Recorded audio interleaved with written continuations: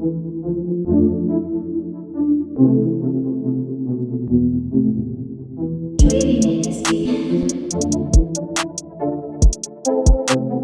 got a slap on the track. All right, we're recording. Hello, everybody. Welcome to the first episode of the Burd Files podcast. I'm Mason. The original, amazing, cool guy who created this podcast, and I just kind of want to really quickly go down the list of why I wanted to create this.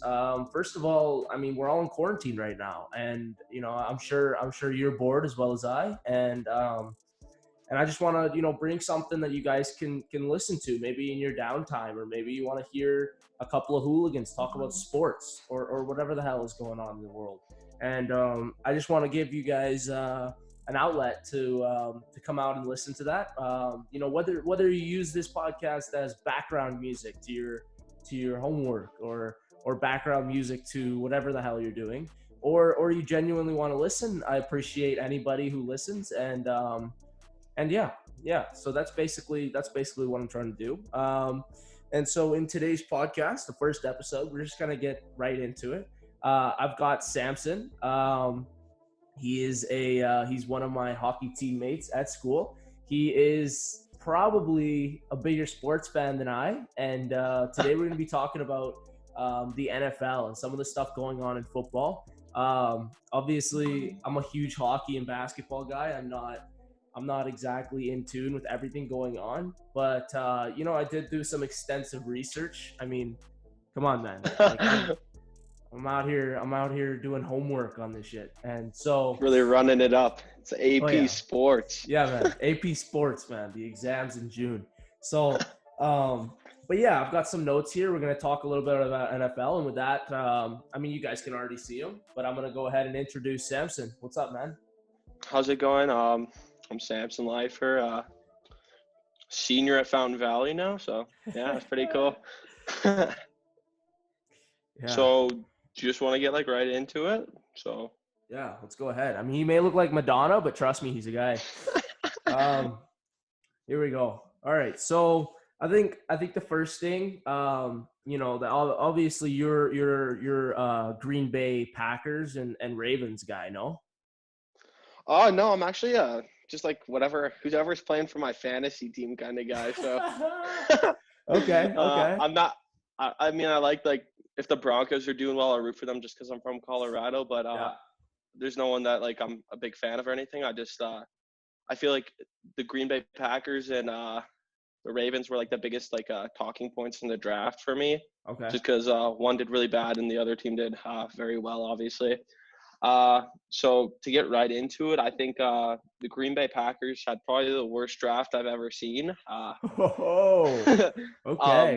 We're talking, I mean, they're replacing Aaron Rodgers already, and I think you see a little bit of what they did to Brett Favre in the past, but was it the right guy? No, I don't think Jordan Love was the right guy for this. I think they could have picked up a wide receiver because okay. I mean, there were so many quality wide receivers in this draft, and they decided to go with Jordan Love, who was a quarterback. I mean, did you see Rodgers' reaction to that? I mean, here's a quote that he said directly. He said, "I'm not going to say that I was, thrilled by the pick, but I understand that the organization is thinking not only about the present, but about the future, and I respect that." He said that, but he also went on to say later in that interview, my sincere desire to play my entire career for this team doesn't seem like it might come true. So it seems as though he's thinking maybe Green Bay is not going to be, his point A to point B, timeline. So, and you talk about Jordan Love not being, the right guy for that. Well, what makes you think that, Jordan Love is not going to be able to come in and help Green Bay be successful? I mean, from what I've seen so far, I think the Green Bay Packers are a very system-based team. You could just see by the guys that they drafted. A.J. Dillon, Joshua Durna or something like that. But these are all guys running backs and tight ends that they're drafting, and they're picking these guys up because of the formations they run. They run a lot of 2 back, 2 tight end type formations, and from what I saw from Jordan Love in Utah, there was a lot of just like spread offense, and it was more of like a 5 wide receiver setup. They did have a pretty good running back for a little bit of this season, but this is BYU Utah, not actual Utah. So we're talking a lot of passing, and I don't think that Jordan Love really fits this system as well as Aaron Rodgers does, in my opinion.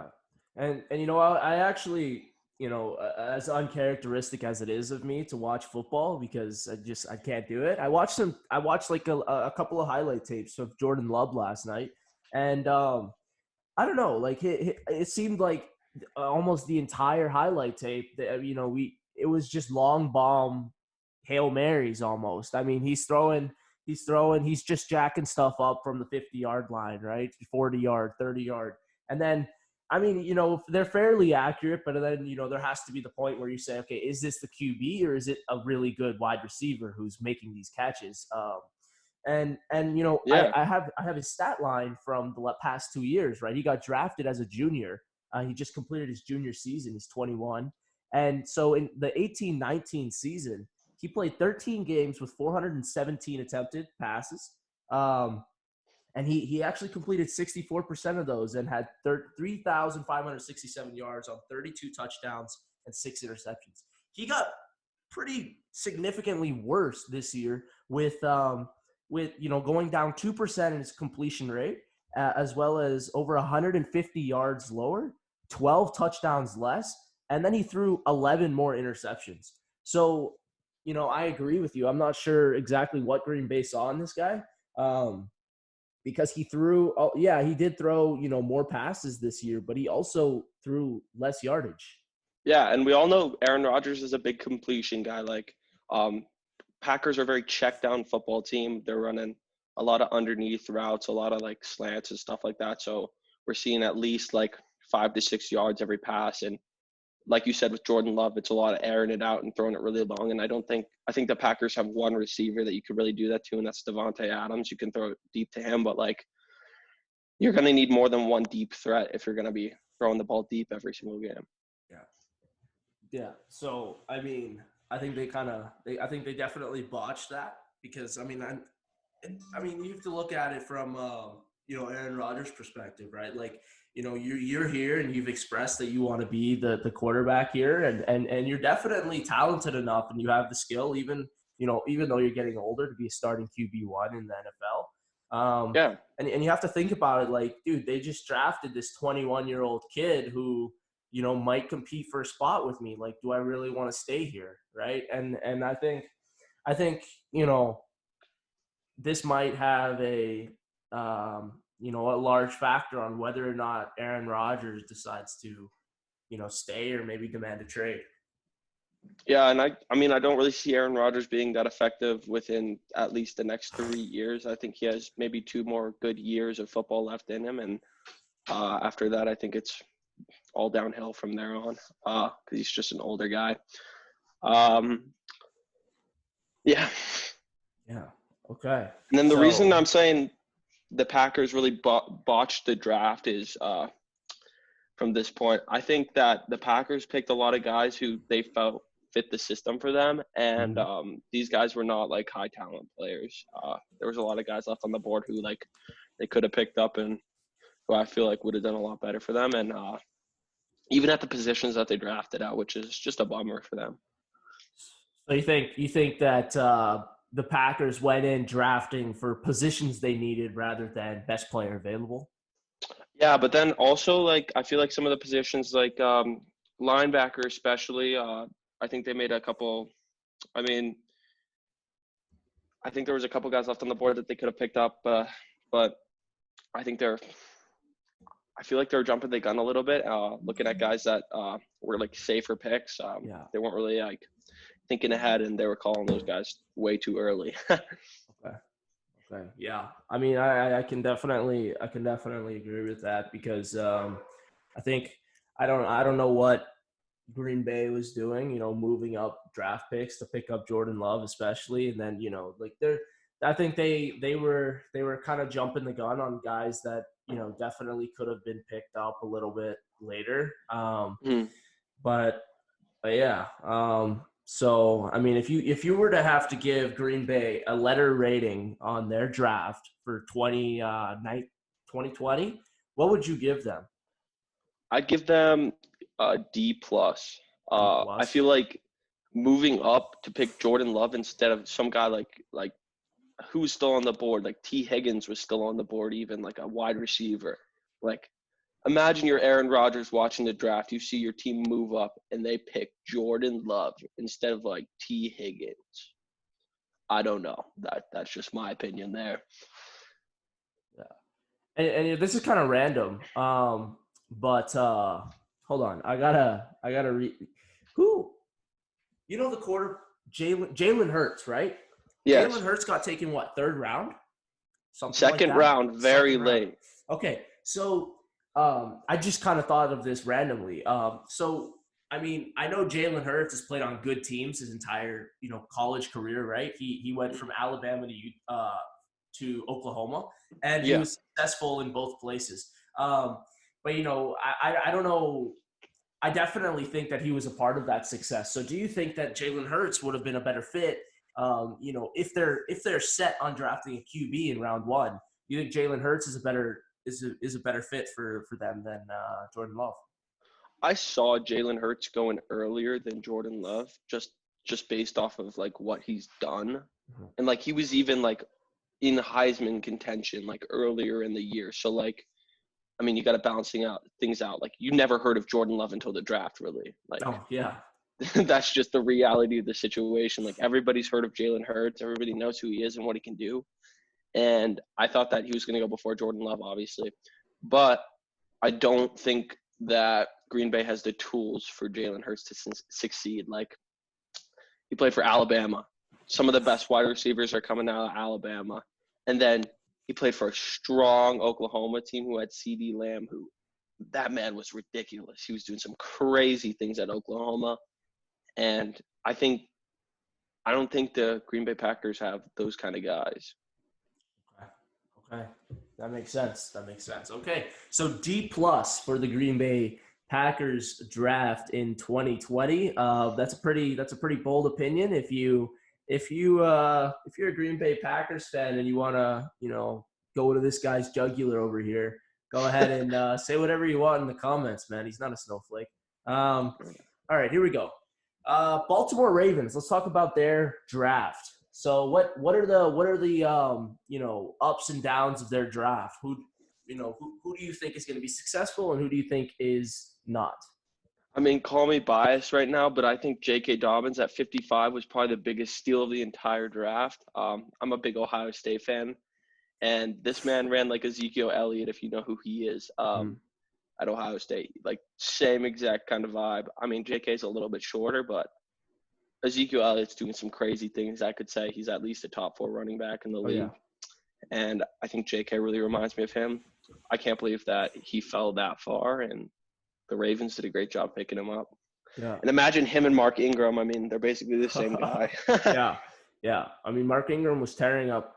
Well, I can't speak from a broader spectrum, but like the few games that I watched the Ravens play, I saw Mark Ingram definitely having a significant impact on the field. Like they were giving him the ball and on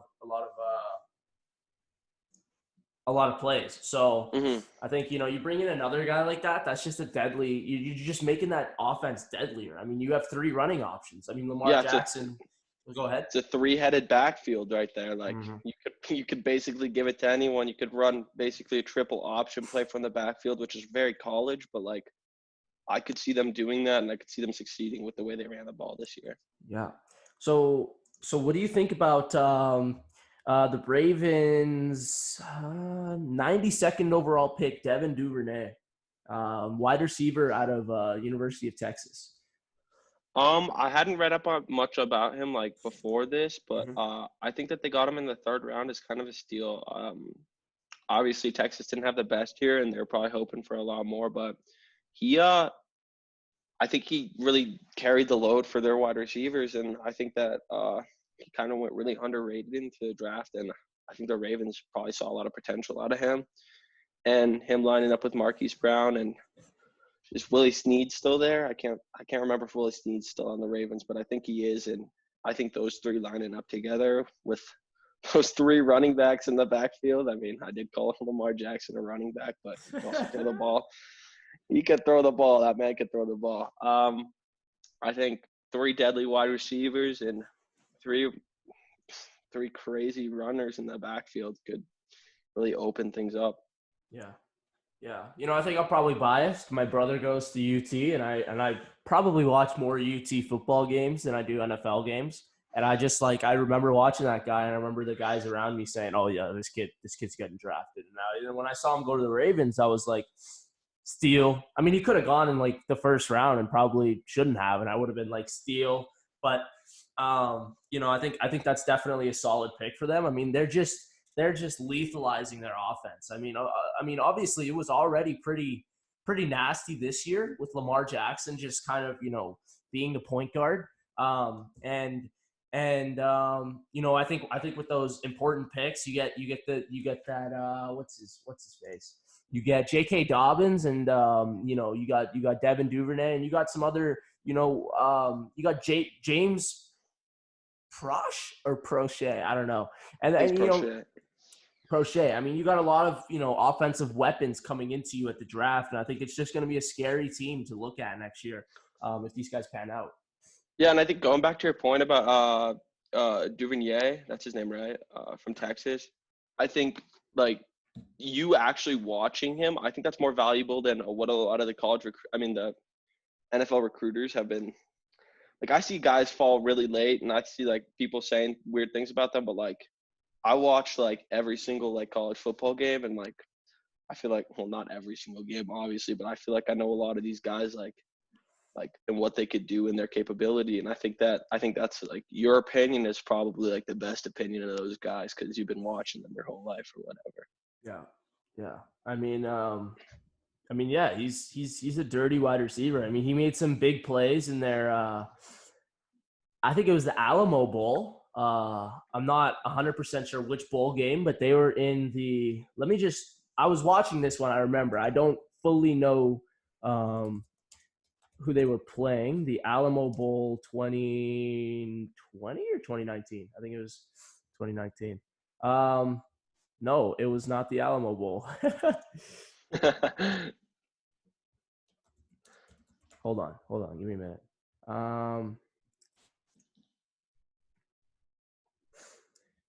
Oh, you know what? Maybe it was the Alamo Bowl. Yeah. Okay. It would probably be 2020. Well, it was December 31st, 2019, Alamo Bowl. And Texas played Utah, and they killed them 38-10. And if I remember, I mean, Devin Duvernay had at least one touchdown, and he was driving a lot of the offense. So yeah, I think that's a good pick. So to just kind of wrap this up, give me a letter grade. What are you feeling for the Ravens in the 2020 NFL draft? I feel like they fit a lot of their needs. Obviously, Patrick Queen at 29 overall. I think that was a really good pick. I mean, that he came from that stellar LSU team, so I mean, there's nothing wrong you could say about them. They were absolute powerhouse this year, and I feel like they addressed a lot of their needs on defense. And they picked up a couple blockers, which is good for Lamar Jackson, obviously. I gotta say, I give them probably an A.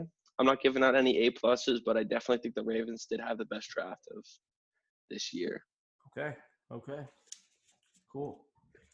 All right. So we've covered the Ravens and the Green Bay Packers, and we've had a pretty broad spectrum of your ass, and you did really well.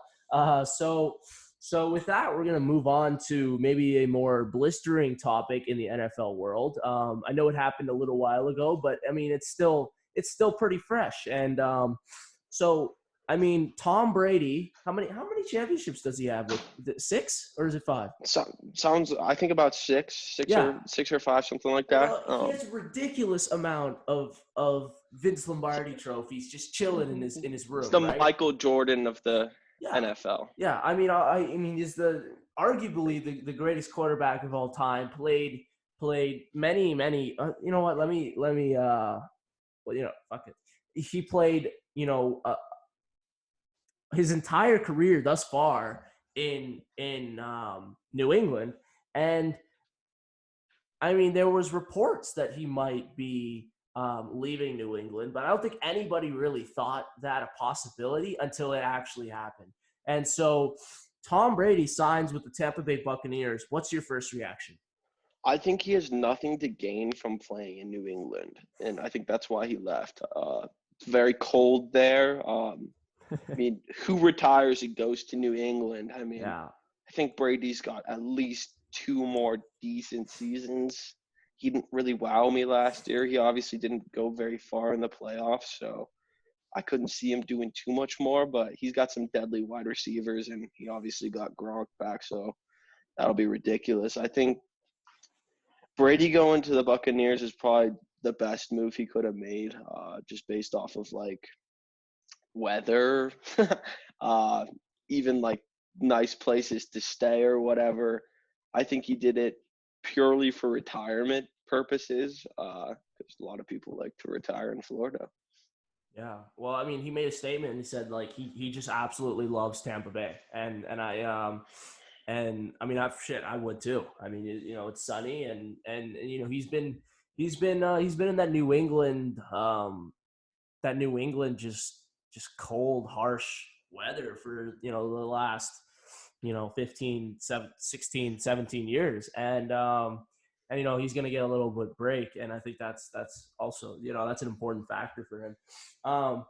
And you see a lot of memes about Jameis Winston, not, when he was there. And so what do you think about, the Buccaneers just kind of dropping him, and do you think he'll get picked up as in like a starting role or maybe a backup role with another team?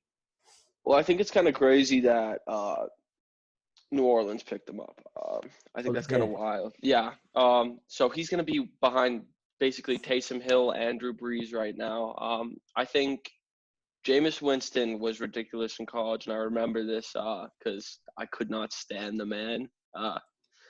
He was he had a great college career. He won the Heisman Trophy, and then he comes to Tampa Bay and really just didn't show out. I don't think he really played his potential. Obviously, last year with all the interceptions, it was crazy, but he was putting up numbers even with all those interceptions.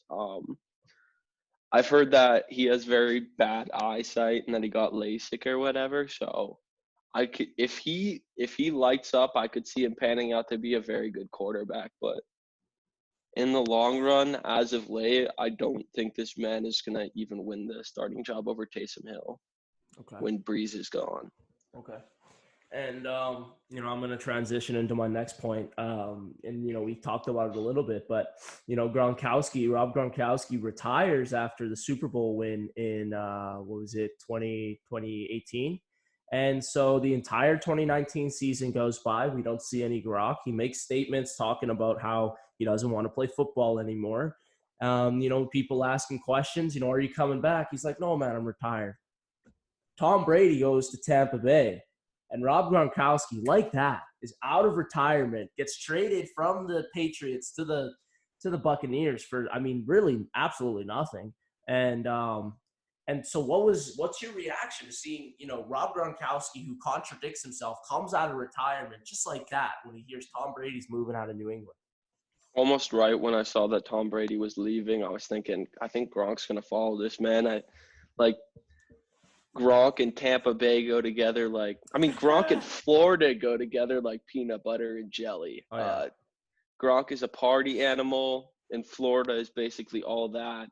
I don't think the New England Patriots have much value coming out of him, even if they hold on to him.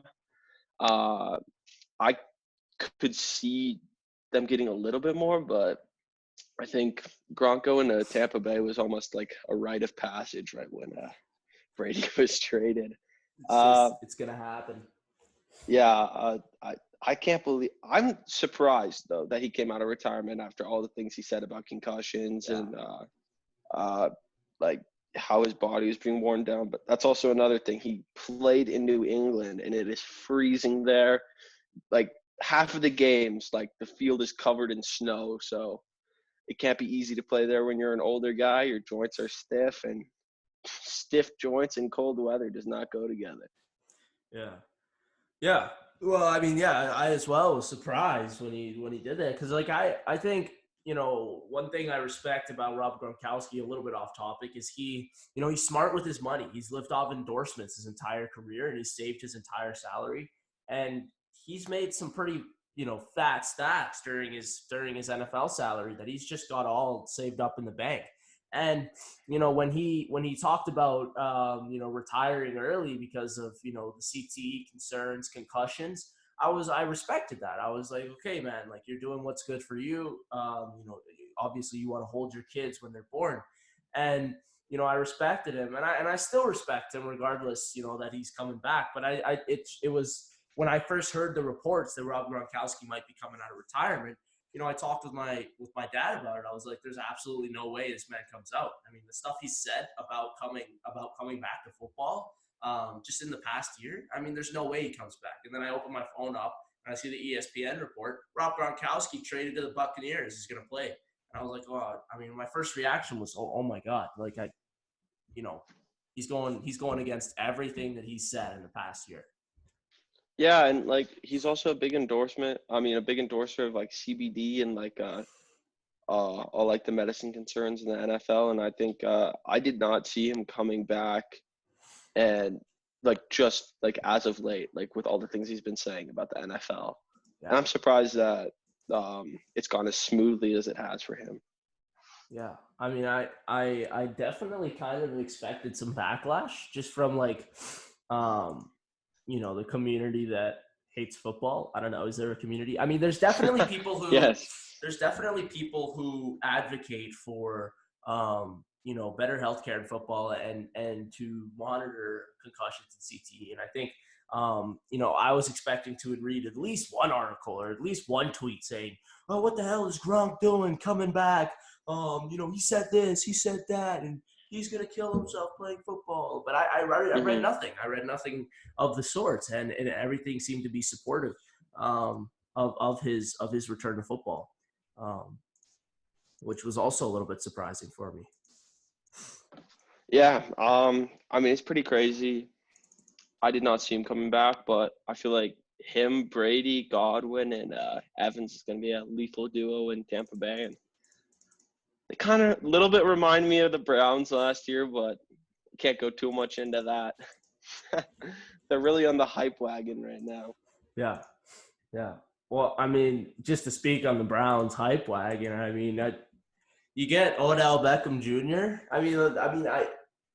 I feel for the Browns fans who have had to endure absolute just garbage for the last 20 years. But I mean, come on, man. I mean, a football team's not run around one guy. You get Odell Beckham Jr. and then you're like championship team right here. Yeah. No, I'm gonna do one of these into the championship game, you know, and then do one of these with the Vince Lombardi Trophy when we sweep the playoffs, right? Like, no. I think that they thought fucking Baker Mayfield was their quarterback. I think that's when they started getting it wrong, because that guy, I mean, I don't not like the guy, but I think he's kind of a joke. Like, he's not a top tier quarterback. I don't think he ever will be. He was a very good college quarterback, but I might be choking on my words this year because he's a pretty competitive guy. Obviously, that's one of the most important parts of being a quarterback. But I've never seen Baker Mayfield as being like one of the greatest quarterbacks of all time. Yeah.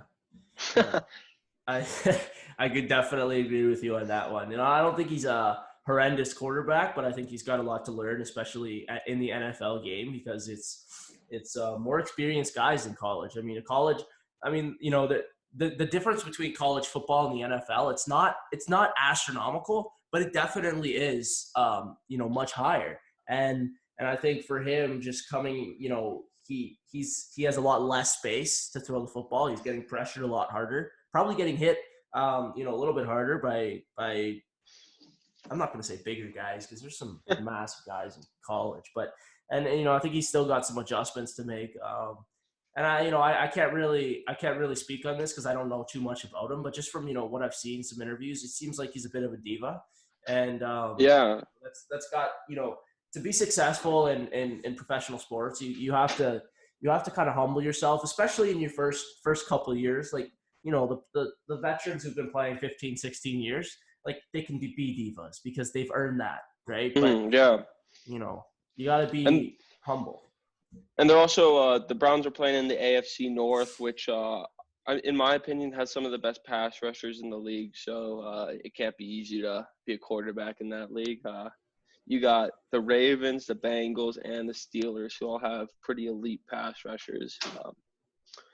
So for Baker, I think give him a little bit of time, and I think he could be a pretty average quarterback. And maybe those weapons that they have received, or they might be able to work with them a little bit more. Okay. Definitely not a championship. No championship. Give him 5 to 6 years, maybe. You think Odell Beckham's going to stay in Cleveland? If he keeps getting stacks, I think he'll stay wherever. That guy's in it for the money. I do like his swag. I think he's a pretty cool guy, but whoever's paying him the most, that's where he's going to stay. Okay. And so Odell Beckham Jr. was a star wide receiver at LSU, and I think this is a perfect transition for us to go in and talk about just LSU in college football this year, and just their, overwhelming amount of draft picks that they produced just this year alone. I mean, what's I think we could start with Joe Burrow. What's your views on Joe Burrow? I thought Joe Burrow, I never really saw that man as a crazy quarterback until last year. Obviously, as a big Ohio State fan, Joe Burrow originally started his career at Ohio State, never really did anything. I think he might have subbed in for one game when we were probably beating the shit out like Cincinnati or something.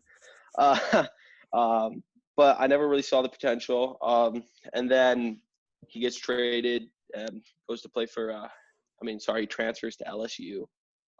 Has one decent season. I wouldn't say he was crazy. I think a lot of people were saying things like, this guy, he can play, but like they weren't 100% sure if he was going to be a star. No one really saw him being as good as he was. And then he got drilled by FSU. I think it was FSU player in a bowl game, and I think his head got knocked into a different dimension, and now he's a ridiculous quarterback. Have you ever seen that hit? I have not. I'm not sure what you're talking about. Just if you send me a link, maybe. I will definitely. Yeah, I'll send that to you right now. Yeah, I can pop it up on the screen.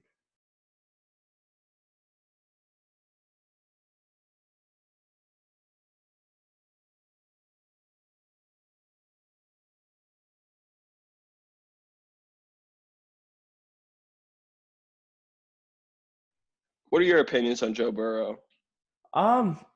At first, I'm not a huge football guy, like as I've said before, but at first when I saw him, I was like, dude, he's got a nasty offense around him and a pretty good defense. Like, I mean, it's not the quarterback, it's the team, right?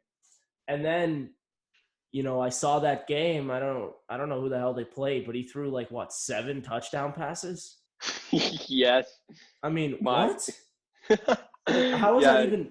I mean, you're playing Division I college football with guys that have grinded their asses off to get there, and you just absolutely just steal their manhood by throwing 7 touchdown passes on their heads. I mean, that's when embarrassed. Yeah, that's when I really started to think, okay, maybe Joe Burrow's the real deal. And then, what game was that? Was that? That was the championship game. That was the championship game, right? Okay. Well, and then also like they played against Oklahoma in the semis, right? I think so. He dropped like basically the same amount of touchdowns and yards against them as well. Yeah. Well, yeah, I think it was really the college football playoff where I started to think, okay, this guy's a real deal. And that's partly because I don't watch any college football unless it's like UT and with my brother. Yeah. But I watched almost all of the LSU college football games, and he just looked like he was on a different level than the rest of those than the rest of the quarterbacks that he was playing against. And that's, with all due respect to those guys, I mean, Joe Burrow just seemed to have better vision and know what was going on better than the other guys. So I think it was that college football playoff that made me, open my eyes to Joe Burrow.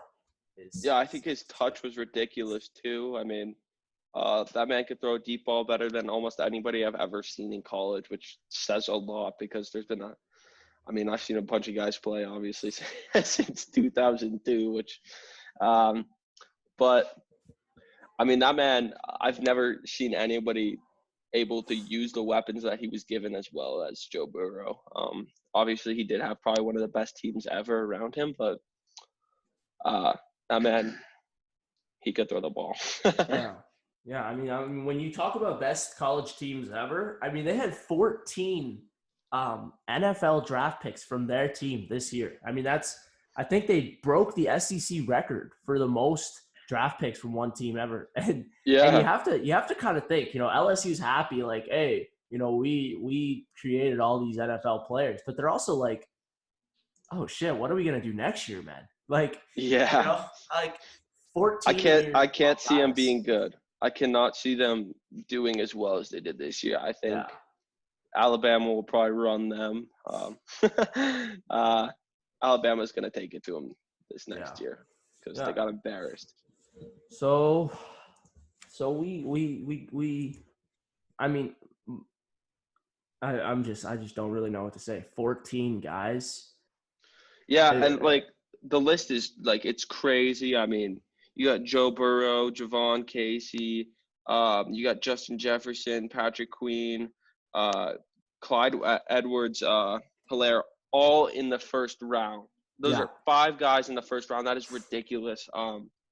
And all very skilled players. I didn't expect 5 guys to go from any team, honestly, in the first round. I mean, some schools would be happy to have 5 guys drafted, right? Yeah, Let alone 5 guys in the first goddamn round. I mean, like that is nuts. I mean, I was shocked. I was shocked. Yeah, and then but I can't really see LSU doing as well as they did this year without Joe Burrow. No, of course not. Of course. And not. what do you think about Joe Burrow going to the Bengals? Do you think he'll have the same success? I don't know, man. Peyton Manning or was it Eli? I don't know. One of the Mannings got drafted, I think by somebody, and then they refused to play for that team, and they went and played somewhere else. And I think if I'm Joe Burrow, I don't want to be that guy, right? Like I don't want to be the guy who's like, fuck, no, I'm not playing here. But yeah, I mean, from my knowledge, Cincinnati is hot trash, right? Like. Yeah, I mean, I've watched a little bit of Cincinnati football, obviously, because on my fantasy team last year, I had a guy named Tyler Boyd, who is a wide receiver for the Cincinnati Bengals. And I think between Tyler Boyd, AJ Green, and John Ross, I think that there's a little bit of magic within those wide receivers. So if Joe Burrow is the right fit, I think he might be able to do something with this team. Okay. I also think that the biggest problem with the Bengals is the offensive line, and as of late, I don't think they've really addressed any big holes in the line, which is definitely a bigger problem for them. Okay. Yeah. Well, I'm definitely gonna take your word for that because I don't really know, but I think Joe Burrow. I think there's gonna be. I think for other quarterbacks who are very good in college, there's a little bit of a shock when they come to the NFL, and it's a faster pace of play. I don't know if that's going to happen with Joe Burrow. I think some of the stuff he was doing was extremely fast paced, and he was making decisions on the spot that seemed like NFL decisions, at least in his college game. Based on my point of view, and I think he might have less of that shock coming into the NFL than other guys do. And I think he can make an immediate impact for the Bengals. And like you said, they need to, address some of the stuff on their offensive line. I'm sure, free agency they'll try and do that. I don't know anything about the Bengals really, but I think, what was the Bengals record last year? They won 1 game. I think they either won 1 or 2 games. So not terrible, not as bad as the Browns, but, definitely not very good. And then, honestly, Joe Burrow, is going to be ready, in my opinion, just because of the college football playoffs.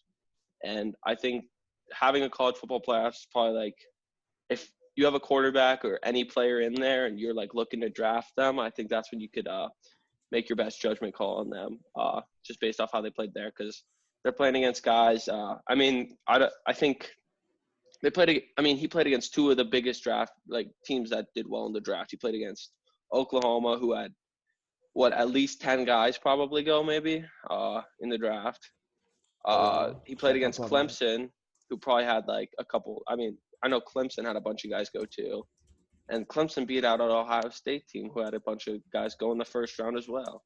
So I think doing well in the college football playoffs is definitely like a testament of how good you are, and I think that's a great way that coaches could judge you now. Yeah. Oklahoma had 4 guys drafted, but they were well, I was really off there. Yeah, but they were all in the first to 3 round. I mean, CeeDee Lamb, first round, 17th pick. Kenneth Murray, first round, 23rd pick. Jalen Hurts, second round, 21st pick. Neville Gallimore, third round, and 18th pick of the third round. And CeeDee Lamb and Neville Gallimore both going to the Cowboys. So yeah.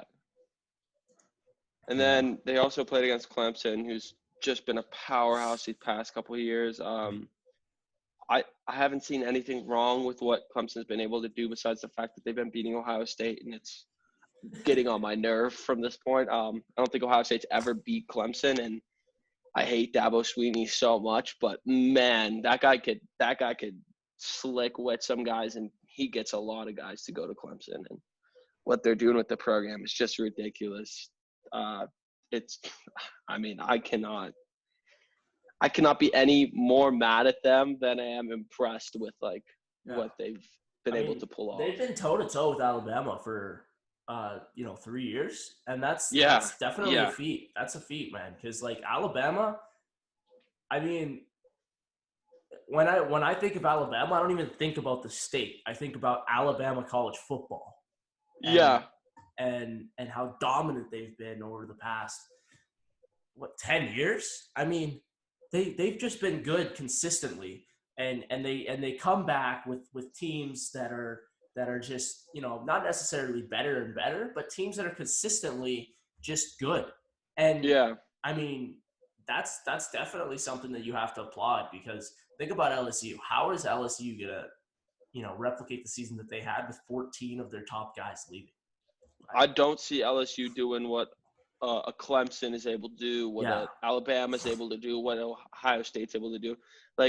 Even though Ohio State hasn't been insane these past couple of years, they obviously have at least 1 or 2 guys going in the first round every year. And I think they had the best recruiting class this year.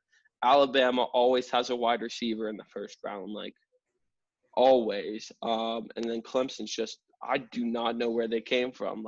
Out of nowhere, 2015, from then on, they've been just a ridiculous team who's brought in some incredible guys, even Deshaun Watson, all those guys that are coming out of Clemson are doing really well right now. And they actually had 7 guys picked in the draft. So,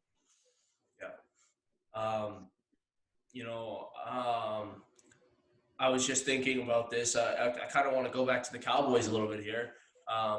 First of all, shout out Ray Cano. He wanted me to talk about his Cowboys, but I didn't really want to do it, but I just saw some news that popped up, so I'm going to go ahead and do it.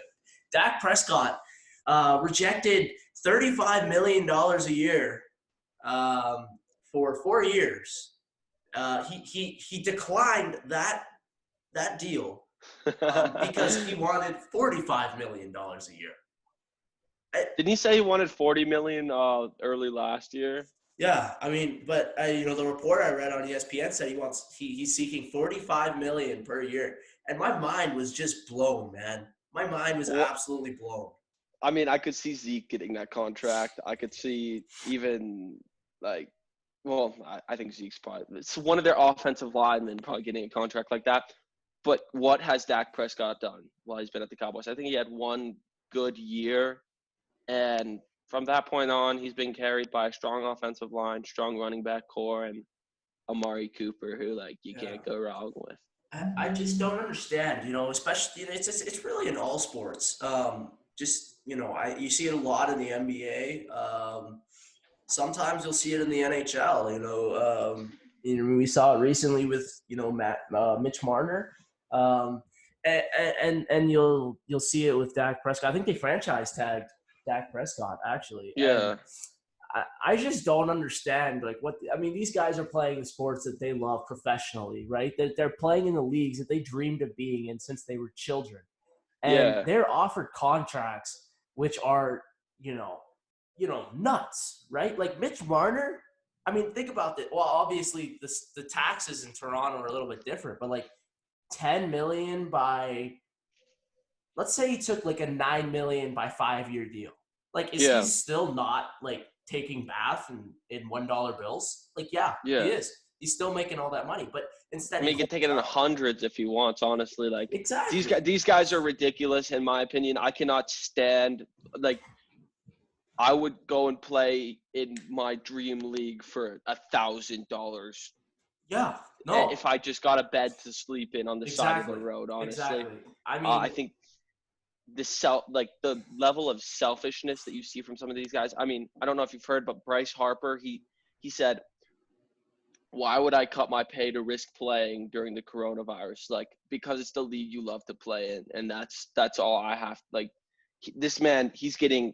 I think Bryce Harper probably has the second biggest contract in the MLB, and I think they were cutting the pay just a little bit, maybe. Dude, he's got like $320 million coming in the next 11 years. Yeah, and this man has the audacity to say, "I'm not going to play because I don't want to risk it, and not get as much money as I would." Yeah. But he doesn't realize how. I mean, even if the MLB starts up, how good that would be for some people who are going through really tough times right now, mental health wise, how nice it might be to just turn on a baseball game or something. And the level of selfishness just it's mind-boggling. It really is, especially,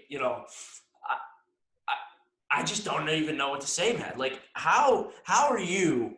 I mean, and let's talk about Dallas Cowboys, Texas specifically. There's no income tax in Texas, right? Yeah. So $35 million, dude, that's $35 million, right? Like, I was looking at some charts, and, I'm a big NHL guy, right? So the chart was NHL. The highest paid player actually by income in the NHL is Jamie Benn, right? He's making $8.5 million, and that's his base salary, and that's the most out of any NHL player. Connor McDavid is the highest paid player at 12.5, but Edmonton has a significant salary tax, income tax. So he doesn't make as much, right? In Texas, there's no income tax. So if Dak takes a $35 million contract, he's making $35 million.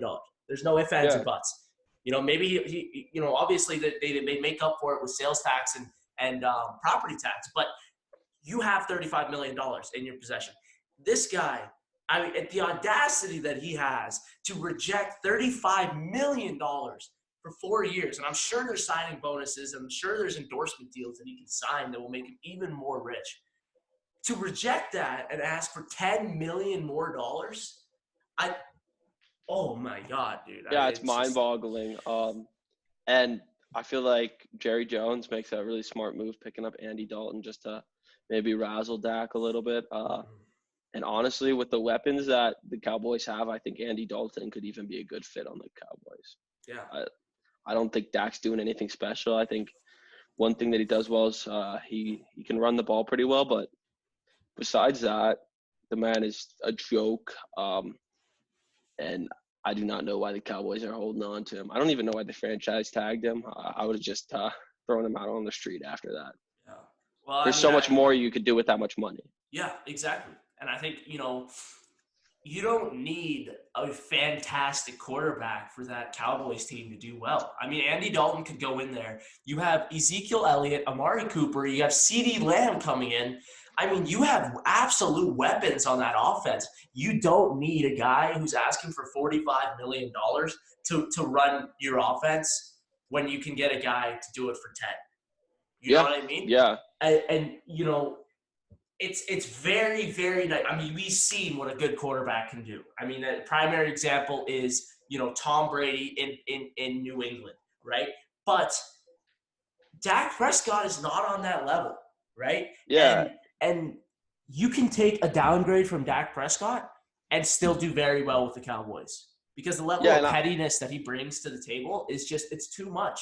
It's too much to deal with as a professional business. Yeah, it's just, I don't know. Yeah, and honestly, I think you could put anybody behind that Cowboys offensive line and they'd have success.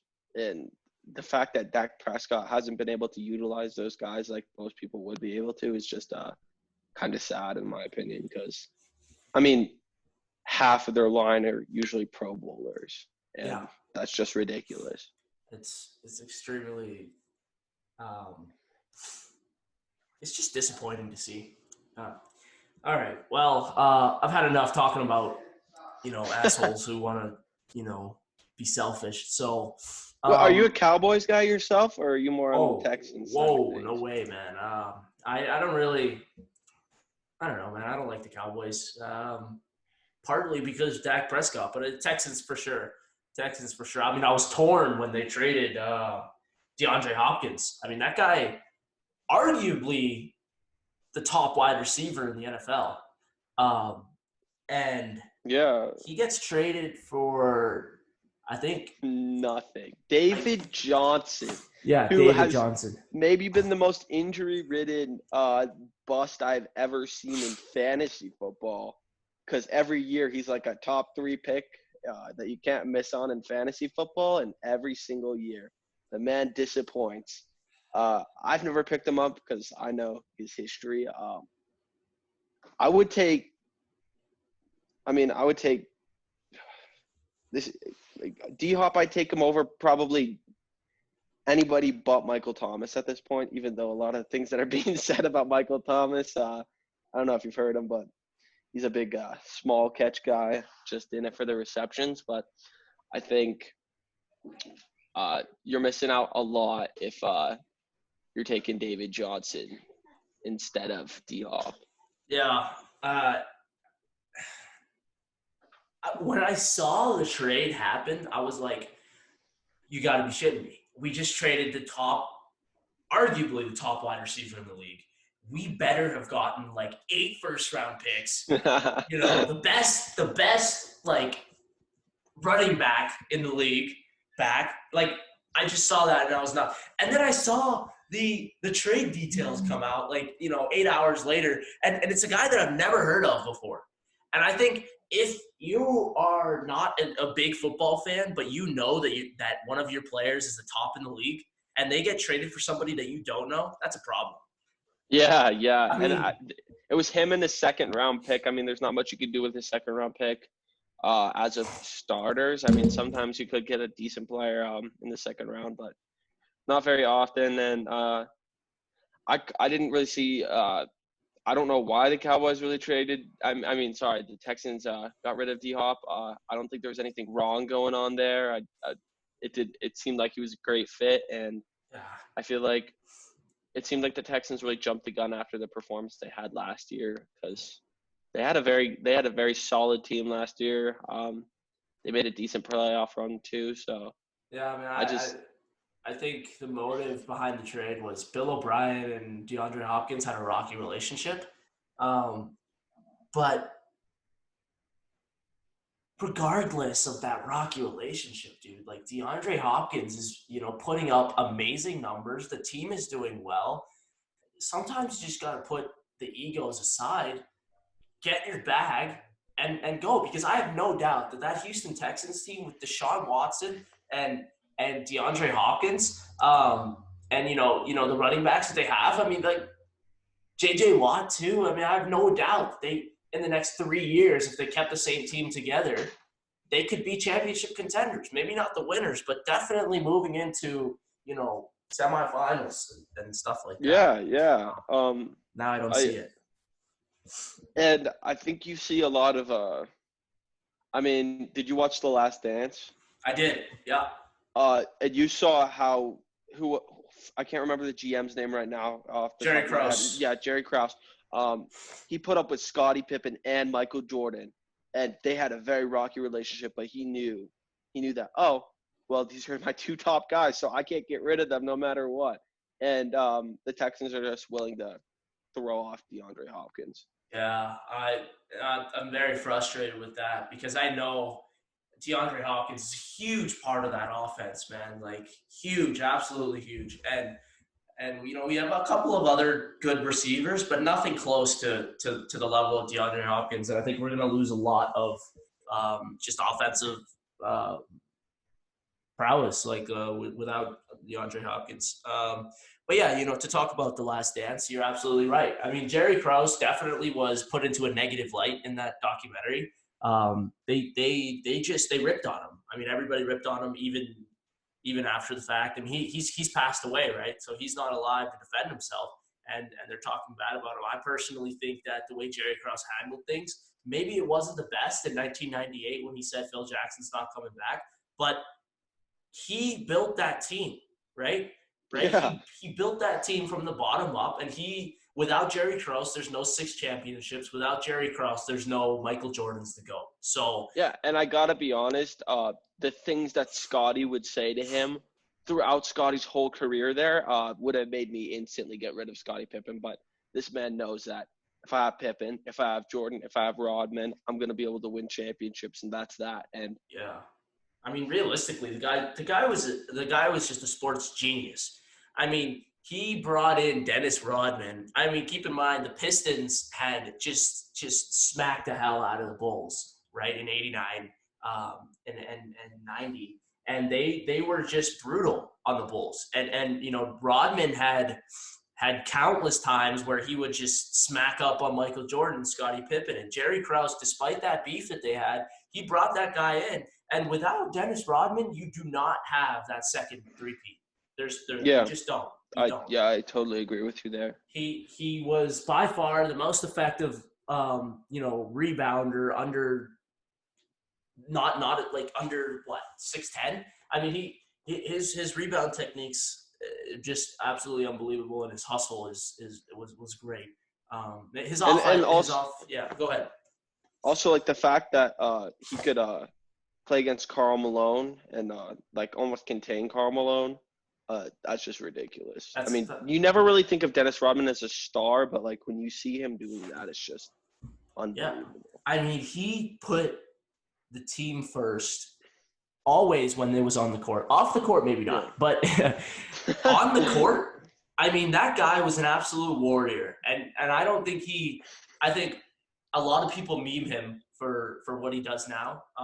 But I don't think he gets enough credit for just how hard he worked and how much of an impact he really had. Because I truthfully believe that, you know, after Horace Grant leaves that Bulls team in '94, you don't have that same rebounding presence. You don't have that same hustle presence. You do not have a championship team without Dennis Rodman in '96, '97, '98.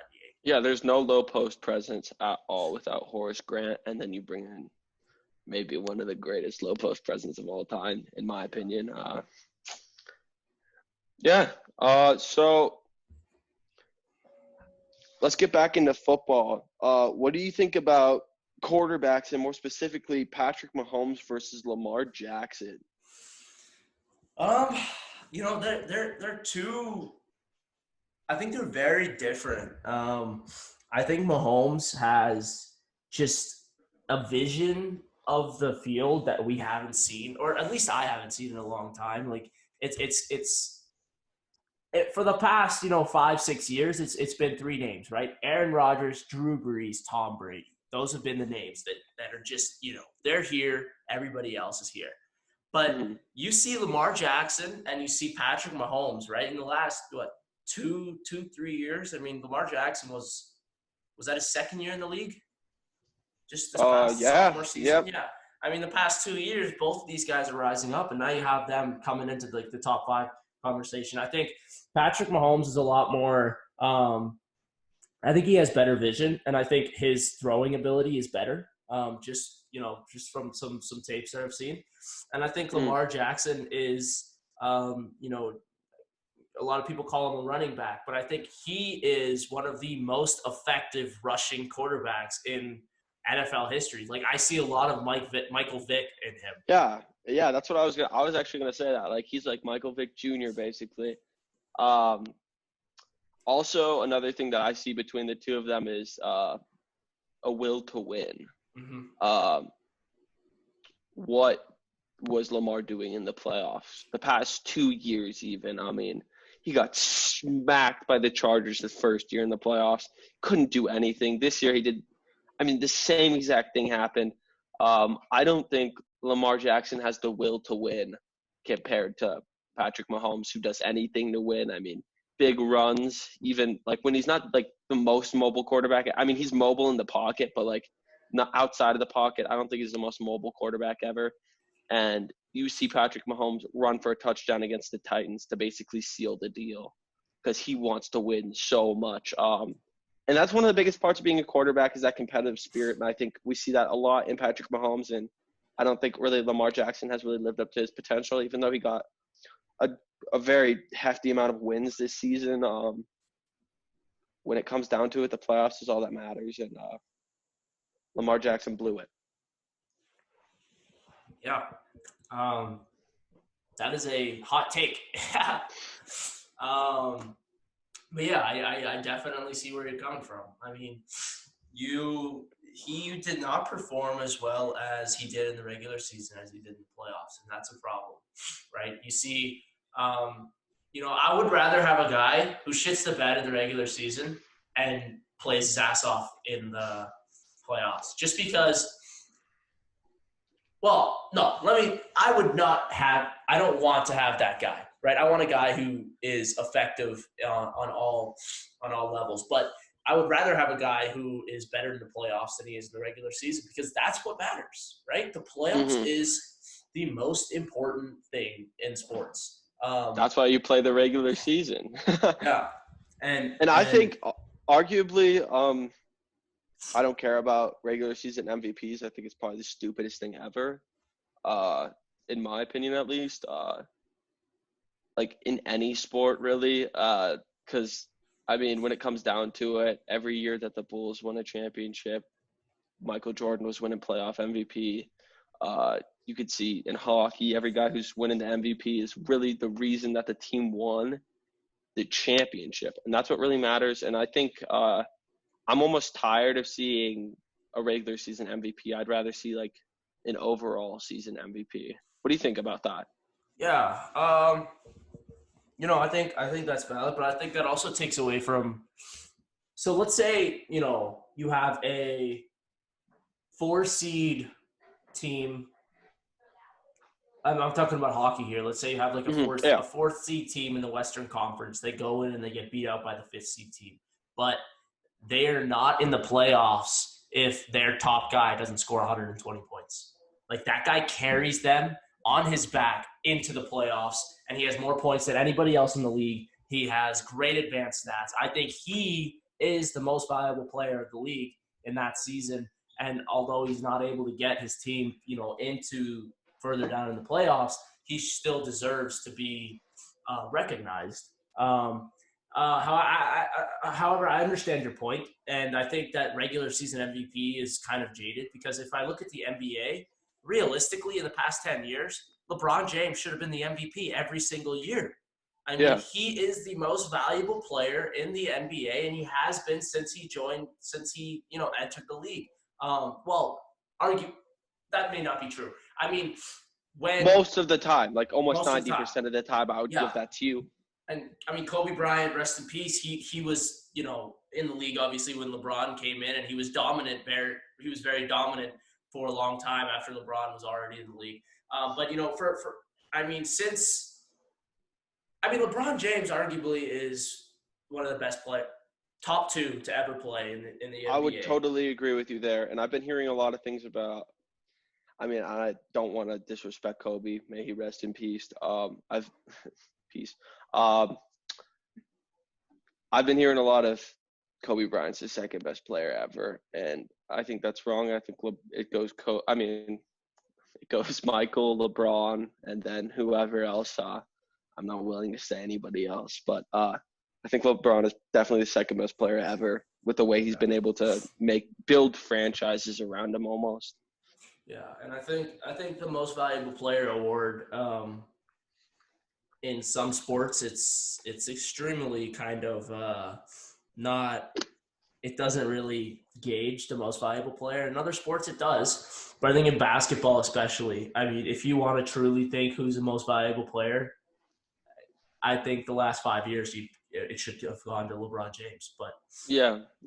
I don't necessarily agree with you that there should be an overall season MVP, because, like I said, I think if a team that doesn't get to the finals, has a guy that is absolutely just carrying his team, and he pushed them into that playoff spot, then he should be recognized.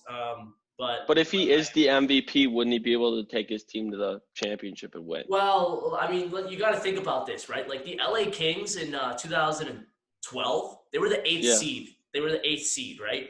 Okay, and they ended up to win the Stanley Cup, which is a terribly hard feat, especially for an eighth seed. But imagine if they didn't do that, right? Like Anze Kopitar, Dustin Brown, Jonathan Quick, they still climbed from the bottom to the top, right? Yeah. And think about this. Let's say the St. Louis Blues, right? Bottom of the league at Christmas, and then they climb up to the top.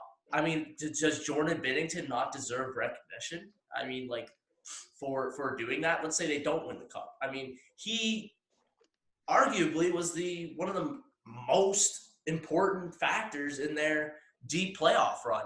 And if they didn't go on that deep playoff run, he was arguably the most important factor in their comeback in the regular season. So, I understand your point, but yeah, I'd push back against that a little bit. Yeah. I mean, and also like you could have seen the MVP for the NFL going either direction, either to Patrick Mahomes or Lamar Jackson. I know Lamar Jackson did have a much better season, but when you really think about it, Patrick Mahomes sealed the deal. So yeah, he did. And I mean, so just like kind of just to wrap things up here, I got one final question for you. What do you think is more, I think I probably already know the answer, but would you, the finals MVP or the, regular season MVP? I mean, I have to go with the finals MVP, but I think most of the time it's very hard to judge who really deserves it. And a lot of the time it goes to the team or to a player who's on a team who wins the finals, which, I mean, obviously makes sense, but I feel like a lot of the time for hockey, it's hard to tell who's going to be. It's always exciting to see who's going to win the Conn Smythe Trophy because you're never really sure. With basketball, obviously, the finals MVP is, I mean, you know who he is right away always. So I think that it's always fun to see who's going to win the regular season MVP and see what they can do in the playoffs. But I think a playoff MVP is obviously more important. All right. So I just want to thank you, man, for coming on. We were on here for a solid hour and 20 minutes. I mean, I think we had some really good conversation. I enjoyed it, man. I mean, this was fun. I think we should definitely have you on again. Maybe talk about some more stuff once the NFL season resumes. Maybe get my mental gears grinded a little bit harder, write some more notes so that I know a little bit more about what I'm talking about. But it was a pleasure to have you on. Appreciate you taking some time out of your day to talk with me. And hopefully we can do this again. Yeah, for sure. All right. That was awesome. Thank you so much, man. Yeah. All right. Well, I'll see you in August, man. Yeah. All right. Peace, man. Later.